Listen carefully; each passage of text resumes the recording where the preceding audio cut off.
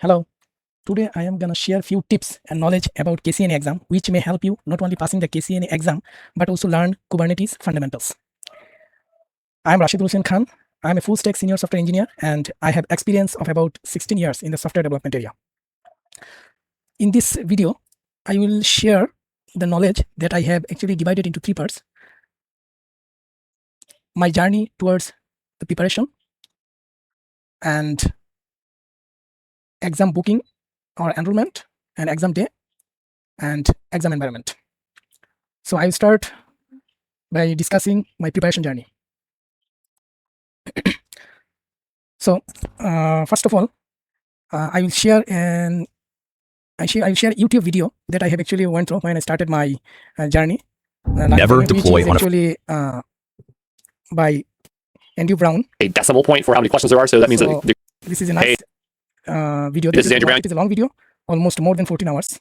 So you can actually allot your time according to your availability. So I am actually doing a job. So in my case, I have set up my time to study and take preparation that I found feasible for me.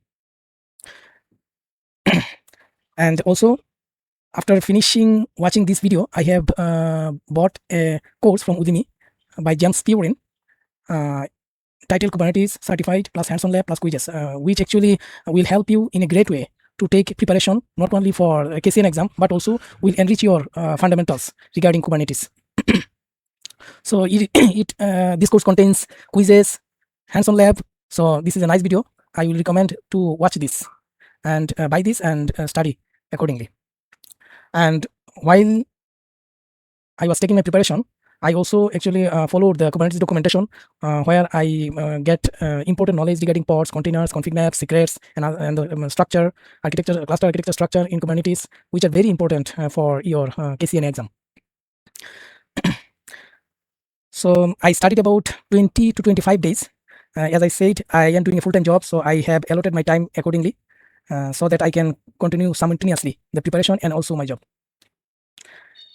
About the exam, basically you have to have a comprehensive knowledge about the topics of the exam, and you need to and also you need to memorize few topics, but don't just memorize, understand the concepts. Of course, there will be 60 MCQ questions, and the time duration will be 90 minutes, and you have to get at least 75% score to pass the exam. So this is about my preparation, and now I am I'm going to talk about some exam booking and enrollment. For that, you have to create a profile in your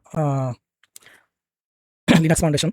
So what I did, I went to this link actually. So it has inbuilt already. Actually, what I did, I have created a profile here. After you create a profile, what you have to do, you have to enroll for booking the exam. And to book the exam, there is an option enroll. When you do click on the enroll,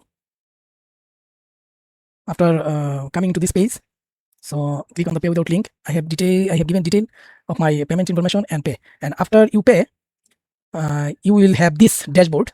You can go to this dashboard of your profile. And in my case, since I have already actually passed the exam, so I have this view certification and certificate of completion. This type of menus have appeared. But in your case, along with your certification exam title, you will also have an option where you can start to take the exam. So I have booked or enrolled my exam almost 1 month earlier before the exam. Actually, when I started to take preparation, I already booked at that time, because you have 1 year validity to sit for the exam. So after you have booked the exam, if you unfortunately fail at your first attempt, then you will have one more free chance to sit for the exam again within the validity, within a year. So you have enough time to take preparation and sit for the exam with confidence. After booking the exam, you will see some instructions in your dashboard about what to do before the exam. I actually sat for the exam from my home laptop. And about the exam day and environment, before the exam day, what I did, I actually set for the exam at night after 12 a.m. after midnight. So in the morning time, I did practice few quizzes or mock questions. Actually, I studied and practice quizzes and mock questions based on this course. And after you enroll the exam, you will have some good information about the in the getting started. You see that actually this page will contain important instructions before you take the exam, and also in the exam what to do or not. So here it is saying getting started. You can read all those. You will few information that will not be visible now for me, because I have already actually participated in the exam and passed. So you will get some important information about the exam preparation and how to schedule exam. So preparing for the exam. For the exam, you have to actually test your operating system and device whether the requirement meets your needs for the exam. So there will be some actually requirement checks that you can do before 1 or 2 days of the exam. I did actually before 2 days of my exam that my device is fully eligible and meets the requirement. And then in the take exam section, you can actually start your exam. And before the exam starts, before the scheduled time, an online proctor will actually appear and monitor your devices, your surroundings, your rooms will be checked through the camera of your device.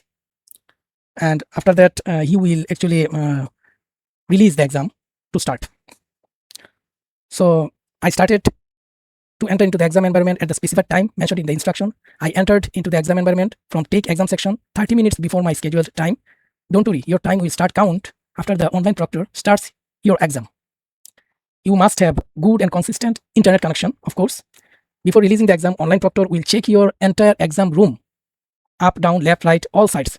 So you will have to move your laptop camera or attached camera around your room. Proctor will check under your table surface. You will have to keep your headphone, mobile phone, earpad away from your reach. Proctor will instruct you what to do through chat of your exam environment. After you get green signal from the proctor, he or she will release your exam and your time will start to count. You must not read your question loudly because it is a violation of exam rule.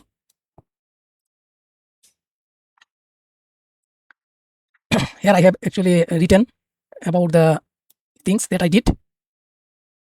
So you have to read questions silently. After checking entire room just before start of the exam, I moved away from the screen to switch my ceiling fan on. Actually, this was a mistake because when you start the exam and your proctor gives you green signal to release the exam, you must not move away from the laptop screen. So mistakenly, I went to switch on my ceiling fan. Since I moved away from the camera just before release of the exam, the proctor instructed to let him recheck my entire room again. So also your room should be well lit up. It should be bright in light. He checked my ear, if any earpad was there. In brief, you should only have laptop with camera and mouse. Although I had to show nothing is existing under the mouse pad as well. So he will check everything. After all checking, the proctor released exam. And he released the exam approximately 50 minutes of the scheduled exam. So it did not cause any problem to the time issue of the exam itself because, as I said earlier, time duration starts to count after the exam is released. After releasing the exam, you can click on the specified activated button to start the exam from the designated page. And I ended answering all the questions 10 to 15 minutes before the end time. Reviewed my answer. You have options to review the specified questions to recheck your answer, all the questions. So you can use the feature to come later if you think any question will need some time to think or confusing and change your answer later. So when you answer your questions, there will be an option where you can actually check that whether you want to recheck the answer again after you answer all your questions. Don't skip any answer of any question. Answer your question. When you get time, you can actually review your answers of those questions that you marked review. You can change your answer at that time. After rechecking and reviewing all the answers of all questions, I ended my exam. And once you finish and confirm that your exam is ended, you will not be able to change your answers. After submitting the exam, I got my result within few seconds showing passed status. Alhamdulillah. And about the exam question, the exam was easier than I expected in some areas, but tricky in conceptual questions. For example, you have you will have some multiple answers into your for your questions, for a few questions. So you have to understand the concepts, how many answers you will need to actually choose for a particular question. Actually, after that, I have actually my certification.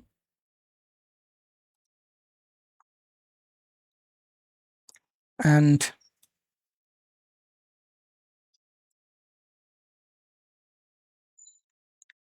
you can go to this link and see your certification from here. So I'm happy that, and thanks to Almighty, that I have passed the exam in my first attempt. Hopefully the information that I have conveyed to you will help to some extent so that you can pass the hurdle as well if you have planned to sit for the KCNA exam. If this video helped you, please subscribe me and share more. I will share more content on cloud, Kubernetes, and tech learning. Thank you for now.